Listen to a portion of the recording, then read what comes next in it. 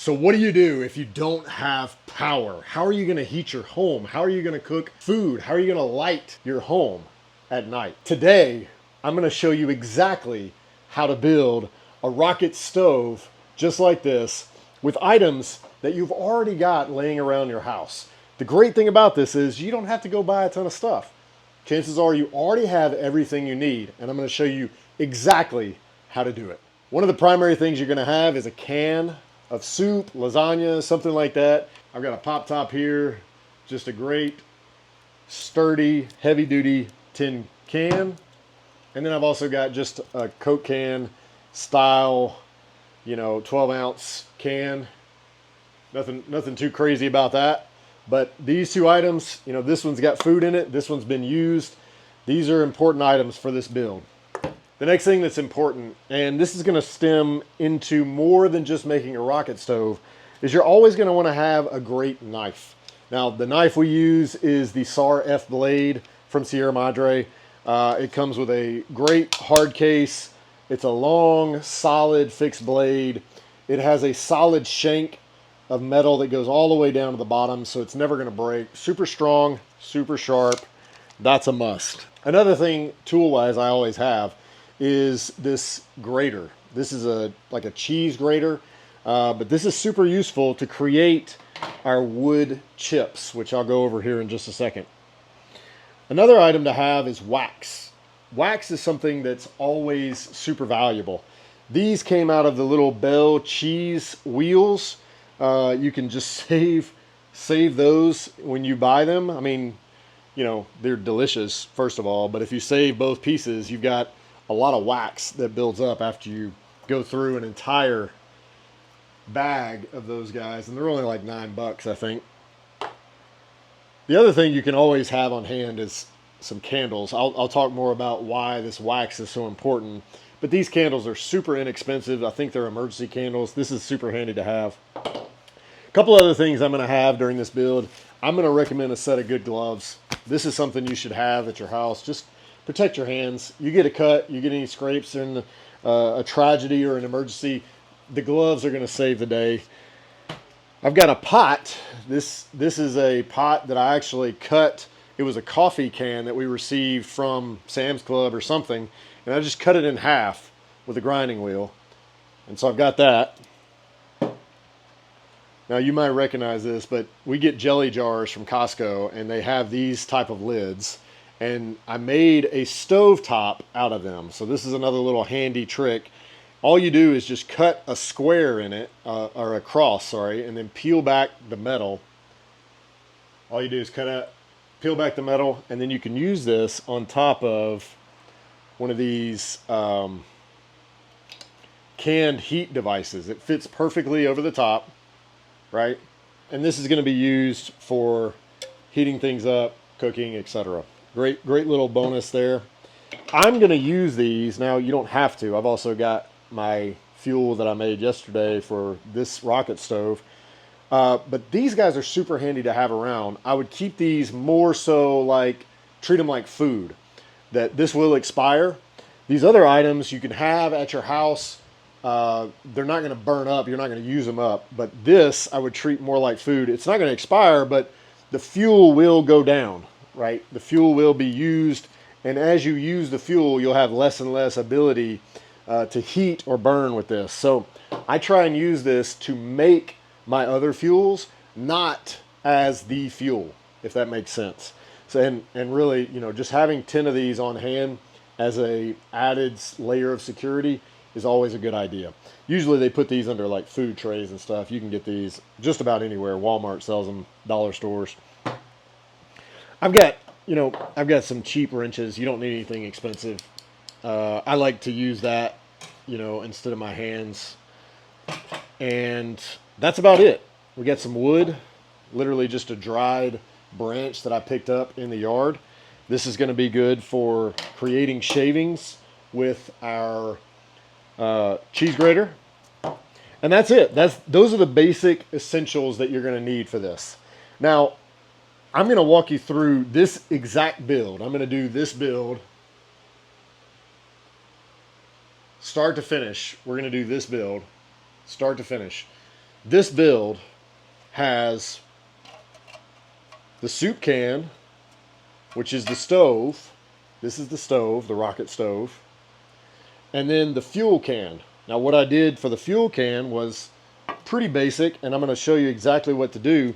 But I basically just cut my can in half, filled it up with wax and wood shavings, and then stuck a wick in it. Pretty simple. And this burns forever, a long time. In fact, I'll light it up here in a second. And then this is the rocket stove in natural form and adjusted or edited form. You can see that we've got heat releases here for ventilation and more heat going up, heat ventilation up top, and then you got an opening here just to put your fuel in, and then you can sit anything you want on top if you want to cook with that. And I got matches, obviously. A good set of matches, you know, they're so cheap, they're worth having, and they will basically help you guarantee fire. All right, so we got, and I'll just stick the used match right there, and it'll be extra fuel. So we've got this. Now what this is doing is it's going to burn the wood chips slower than if you just had wood chips inside of this can. Now the reason for that is this wax. The wax, I want you to think of wax as kind of a extender for fuel. So it almost gives you, you know, an extra 100 miles on your gas tank. It takes the wood chips and it extends their life by coating them with wax and slowing down the burn process, and it even makes a better flame. You know, very similar to candles, right? That's exactly what a candle does with the wick. So we melt down the wax, we use the wax over the wood chips, and then we use this as our fuel. And this is going to burn a long time, several days. And that's why I only use my canned heat to make the wax. And I use this to cook meals, to heat. It actually will create a pretty substantial amount of heat, and you can feel it coming off. But also light. It's like a lantern inside when it's really dark. I'm going to let this keep going so you can just watch it with me. And I'm going to dive in now, and I'm going to show you exactly how we're going to make this. So I'm going to, now you won't see me wear gloves in the social media videos, but hey, I'm all about being safe, and I don't feel like losing a digit. Always make sure that you are very careful with a fixed blade. Always cut away from you. But these work gloves, I just got them from Home Depot. They're a good set of leather gloves. Highly recommended. 19 bucks, something like that. So the first thing we're going to do is we're going to extract all of the food from this. Now, if you're getting a can that you want to use, great. That's why we got this. We're just going to take all the food, we're going to put it in this, and then we're going to turn it into our rocket stove. Now, what I'm not going to do, and you can, in some videos, I'll pop the top, I'll take the can off, and I'll use the bottom as an empty hole. But for this particular rocket stove, we leave the bottom and the top together. Okay, we leave them intact, and we're just going to go in from this entry point instead of the top. Now, what I want to do, orientation-wise, I've got the pop top on the bottom. It's not as strong as this side. And so we want to keep this as our strong point, as our heat and our cooking area. And we're going to use this just to hold our fuel right here in the bottom. So the first thing I'm going to do, again, remember safety. Don't cut towards you. Make sure you guys can see that. And I'm just going to peel that off as much as I can. Now, you don't really have to, but it's a big pain when all this starts to melt and smoke. And notice that this is not smoking at all. There's no smoke. And that's the beautiful thing about it is now you need to be careful, but you can use this in your home, especially in an emergency. I wouldn't say just do this all the time. But in an emergency situation, which is what this is all about, this is not going to smoke. It's going to do a really great job of giving you heat. All right, so I've removed that paper. I've got my pop top on the bottom. I'm gonna go in and I'm gonna just cut basically a hole here, and it looks like a capital I or an H going this way, And that's just going to create the two doors, okay?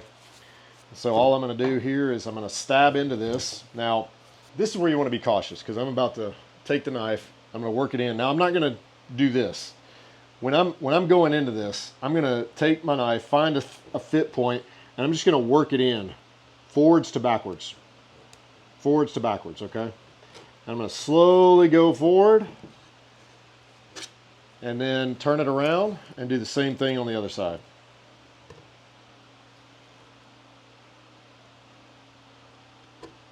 And then once your tip goes in, kind of work it back and forth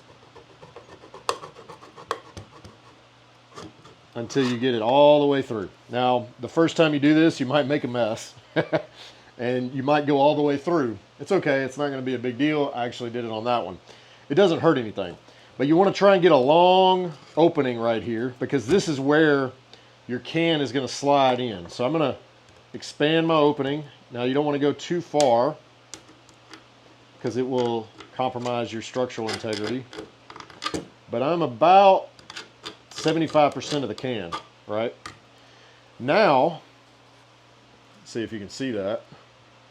Now I'm going to take and go this way, and then I'm going to do one this side and this side. So here we go. You're going to find a ridge and you're going to work it in. Now I'm kind of leaving these two long or big ridges depending on the can design, but I'm leaving these intact. Those are going to be my structural support, and I'm going to cut through just like that. And then I'm going to make sure that's connected. There we go. I'm going to go to, let's just do both sides of this.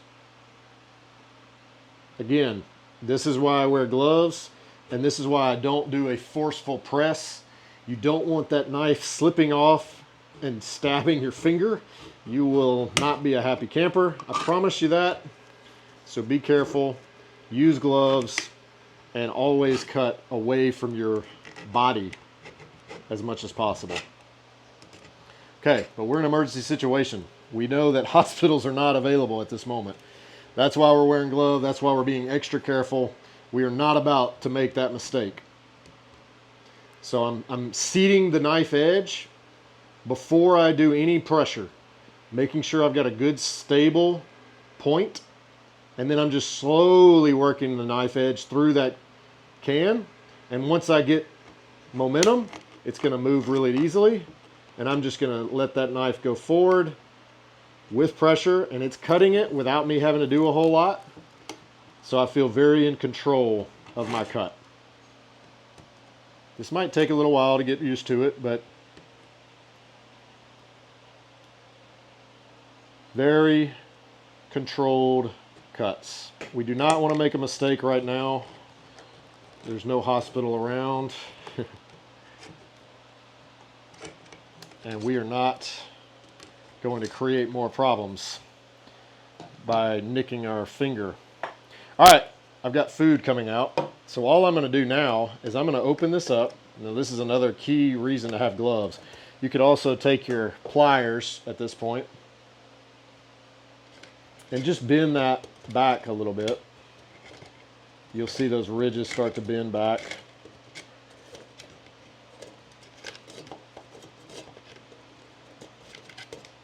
And then we're going to dump all that soup. Remember, you're going to cook this, you're going to boil it, but you want to avoid getting as much debris as possible just so you enjoy the taste of it. There we go. Thankfully I have some paper towels down here. Alright, this is my favorite soup. This is the potato chunky something or another.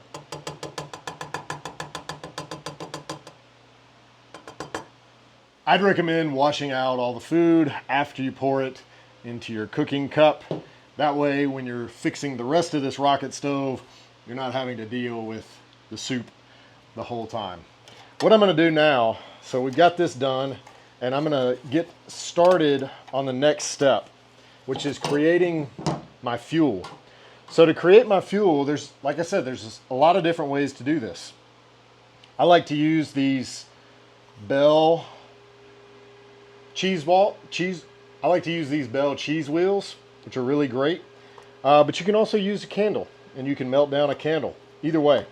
Now to do this part, I'm going to take my can, and I'm going to cut it down with my knife, and I'm just going to make it so that I can fit it into my slot here. Now, so I'm going to measure, kind of eyeball it, and I'm just going to do it about half, at the halfway point. And again, you know, this is such thin metal, you don't want to just push it down. That's going to bend everything. You want to just put pressure in a point and let it work, and then put your knife slowly through it, and then you're going to get through, and then you can just cut that entire piece very easily. If you have a sharp knife, it's going to be very, very quick. I mean, you can almost just slice it like paper with this knife.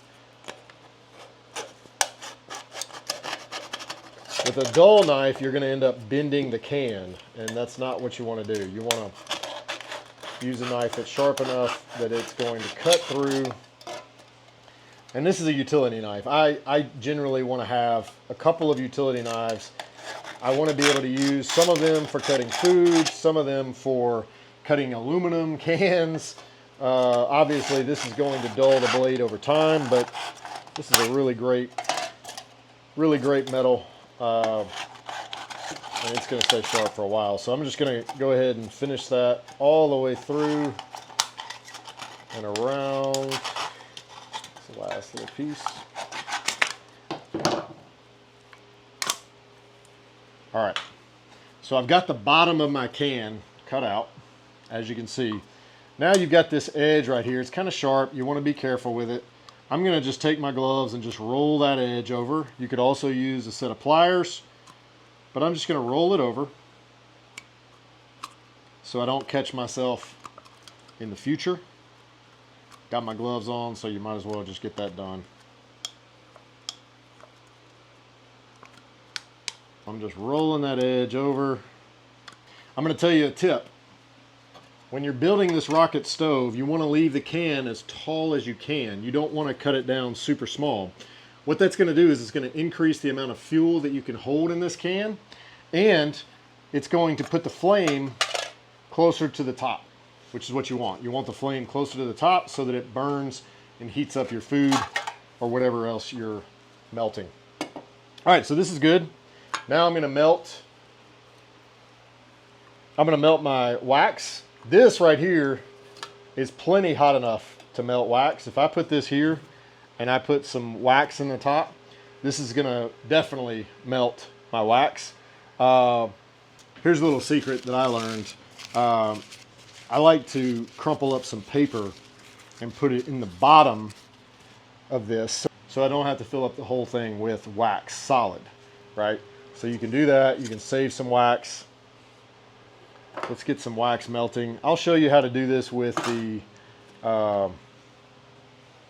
canned heat also. We'll open one of those up and show you how that works as well. What I'm going to do is I'm going to go ahead and melt that, and while that's melting, I'm going to create my wood shavings. So to create the wood shavings, all you need is a dry stick and your cheese grater. And you got to be careful. I suggest, you know, using your gloves again. But this is going to create shavings. And then I've got just a Tupperware, a Ziploc Tupperware, that I put these shavings in once I'm done, right? So I always do enough. You can also, here's a hack for you. You can also take the shavings out of a pencil sharpener and use those and hold them in this. So don't throw those away. Those are actually very precious little survival tools. You take all those shavings out of your pencil sharpener and store them so you can use them in the future for your stove heat and fuel. We're going to set that right there just so you guys can see up top that that is melting. And out, look at that. So now I'm just going to take this and I'm just going to run it into my cheese grater. And at first it's going to be a little tricky until you get all the rough edges, and then you'll start rolling and it'll start really working for you. Just kind of get yourself a nice rhythm. You don't have to do it hard. You can see what I'm doing there, carving that down in that one area and just running it against my cheese grater, and that is working beautifully. Let's get over here for the camera angle. And that's going to create a lot of great little tinder for me to use as my fuel. And the wax, remember the wax is going to slow down the burn of that tinder and make it last longer.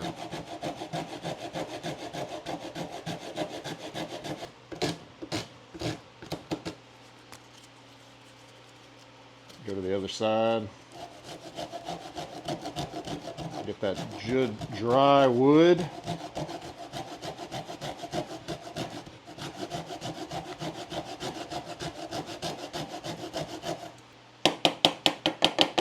All right. Just for the sake of the video, I'm going to shorten that down. Let's get all this into our can. We're going to use this.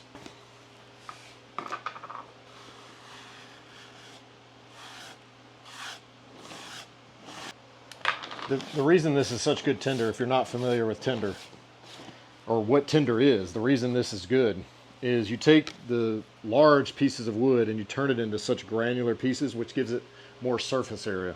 And when you have more surface area to burn, it burns faster, it burns stronger. So that's really important for tinder, especially when you're getting a fire started. All right, now this is doing great. I'm going to show you, just in case you don't already have a rocket stove built, I'm going to show you what it's like to use a canned heat. And what I was referring to earlier when I said I would use this kind of like food. Remember, this is not going to be available in an emergency situation. This is going to go very quickly. Power's out, these are going to go quick. So I've got my canned heat. I'm going to show you how to use this. I'm just going to take my homemade jar that I've cut an X in, place that over this, and that's where my can is going to go to heat up my wax. Again, I use this knowing that this is a fixed commodity during a crisis. It's not infinite. So I might have 100 of these things stored away, but I know that if I've got to last a long time, I want these to last. So I'm going to use them to make fuel. I'm not going to use them to actually do the cooking, the heating, etc.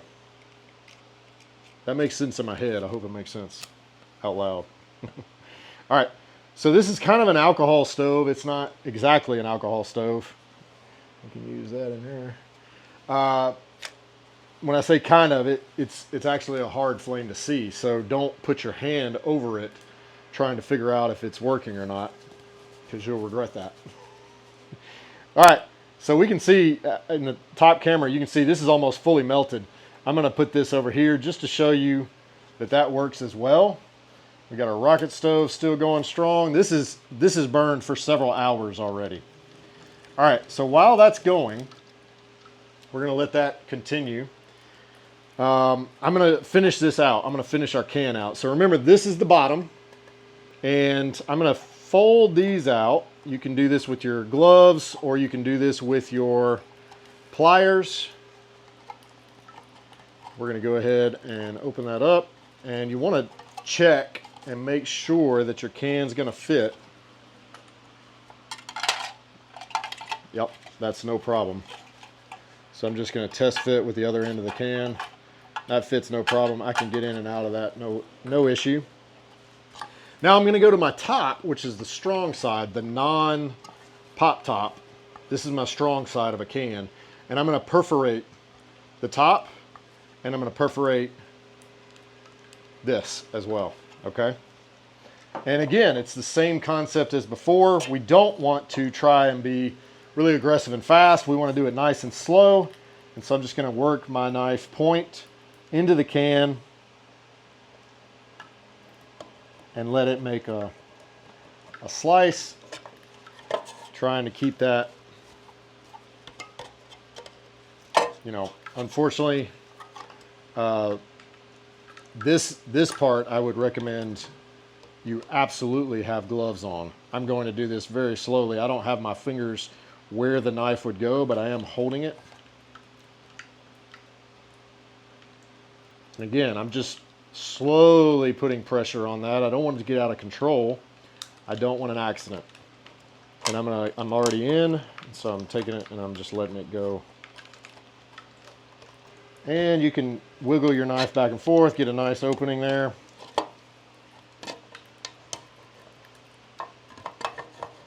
This is to provide airflow. It's going to open up the flame, give it more air to breathe. As you know, a fire needs air, oxygen, fuel. All right, there you go. So now we got a pretty good amount of openings in the top. Let's put one more on this side. This is going to help tremendously in giving our flame more airflow. It's going to create movement of the air because of the physics of heat, how it pulls air around, especially cooler air. We've got that. Now we're going to do through the top, and we're going to make just a few slots all through the top. Doing the same method here. So I'm working my edge in, same way. Get a nice opening. Just doing it in like a star pattern. Notice that the can still has pretty substantial integrity, but it's not as strong as it was. So one thing I might change in doing this is I might do these perforations before I open up the center of the can completely.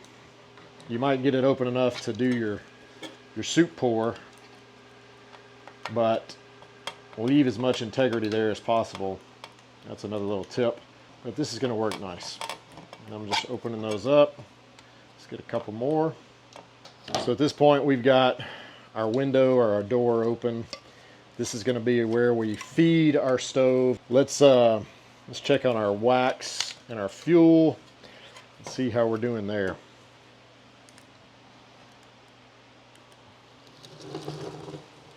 All right, so at this point we've got liquid wax. This is super liquid. This is great. This is what we want. I'm going to add some more just to use up some of the wax that I've got. I'm going to let that melt in. And I'm going to prepare this so that I can just dump that wax in, and I'm going to do a little work on this for the time being. But basically, I want to do my little trick that I showed you in taking some packing paper. I always save this when I get a package. And I'm going to put it in the bottom of this and then pour the wax over it. Okay. So we'll just leave that on that. I'm going to put the packing paper in. This will sit at the bottom of the can. This is also good fuel. But you can see there, the top packing paper's in. That's going to make the whole thing rise in terms of where the fuel is. We're also going to add our wood shavings. I'm going to go ahead and stir a lot of that in to the wax. If you're looking from the top, you can see it kind of has a little bit of reaction. Now, this is a more of an art than a science in terms of adding the fuel to this. You don't need so much fuel that you can't stir it and it gets too thick, but you don't want so little fuel that all you're doing is burning wax, melting wax. So that right there is just about perfect. You can see it's still pretty liquidy. Now we're going to take that, we're going to pour it over our paper.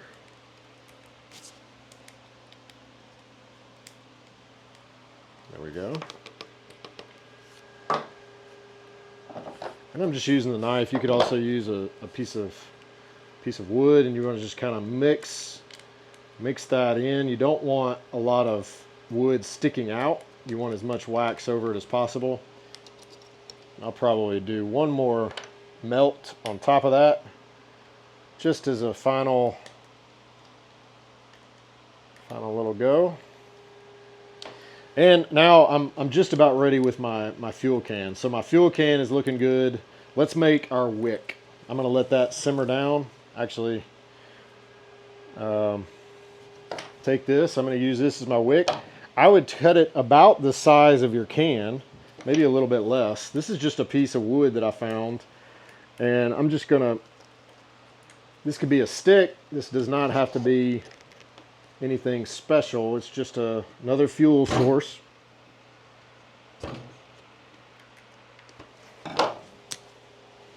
And then I'm going to take a piece of cardboard.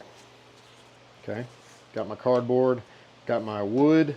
The cardboard helps it to, you know, catch a little bit easier fire. There's a small cheat code that I'll tell you that I use when I really want to make sure, like let's say I'm going on an expedition, I'll put these little wicks into a bag, a plastic bag, and I'll douse them a little bit with lighter fluid. Now, lighter fluid's usually something we have around the house. This might not be an option if there's an emergency and you run out.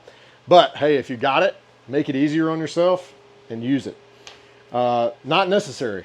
You could simply, all I'm going to do is roll this up and put it into my can.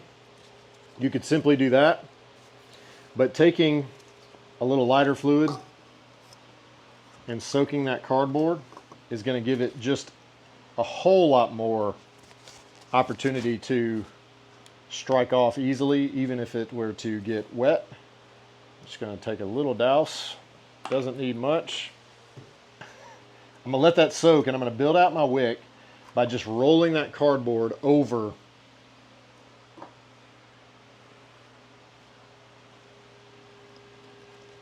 All right, this is perfect. We've got all of this melted out. We've got some wood in there.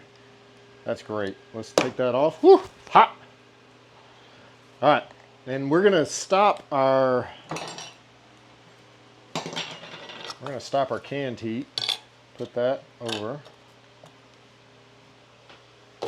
Okay. Now we're gonna build our wick into our fuel can. And if you have extra lighter fluid in there, I always make a couple of extra wicks. So I've got another little piece of cardboard. You can see kind of how big that is. I'm just going to let it soak in there. Another piece. I'm going to let it soak in there. No need to let anything go to waste. That'll be in there.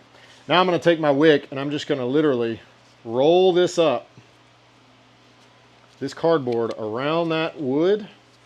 And I'm going to shove this wick down into my wax. And I'm going to kind of work, that thing is still so hot. I'm going to kind of work it through and get it all the way to the bottom. And then I want the wax to cool around it and let it sit and hold it in place. So I might even blow on it.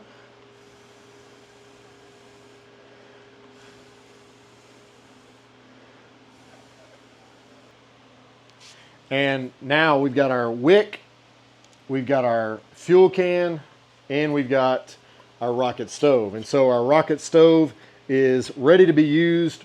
Our fuel can, we're gonna let that cool down, and then we'll come back and we'll take a look at it in just a moment when it's cool. Okay, we're ready to use our rocket stove for the first time. As you can see, I've let the wax harden, and you've got a great layer of wax. So what I'm going to do now is I'm just going to light it, stick it in here, and heat my soup up. That's all that's left to do at this point.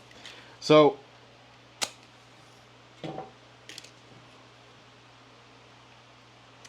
I'm going to light the cardboard. I'm just going to stick that match down inside. That'll be a little extra fuel.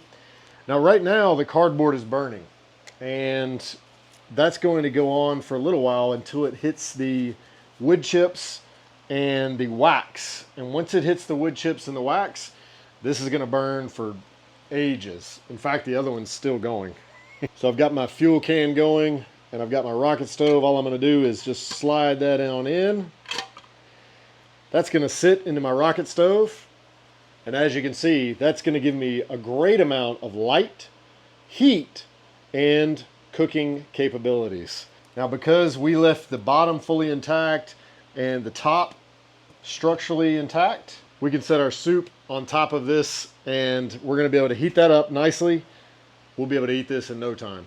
So that is how you make a rocket stove and the fuel can, so you can heat, cook, and light your home when the power goes out. That's the rocket stove. Hey, thanks so much for joining us on this tutorial regarding the rocket stove. Some of the things that I went over in this video are having the right fixed blade knife. The SAR F blade is a great survival knife. It's a great tool. It's a solid shank knife, and it's going to be exactly what you need for a survival situation to be able to make a rocket stove, cook, clean. There's a million different ways you can use a great knife. The SAR F blade, my go-to when it comes to a fixed blade survival knife. Always have a few of these handy. If you'd like to see more of our survival secrets, you can go down below and there should be a comment or something that shows you how to get Ancestral Secrets Volume 1, where I go through 100 of these and show you step by step how to do these so that you're always ready for an emergency or a disaster, or when things go wrong in this day and age of modern technology. I'm Richard Rhett. We'll see you back here soon on our journey to becoming sovereign.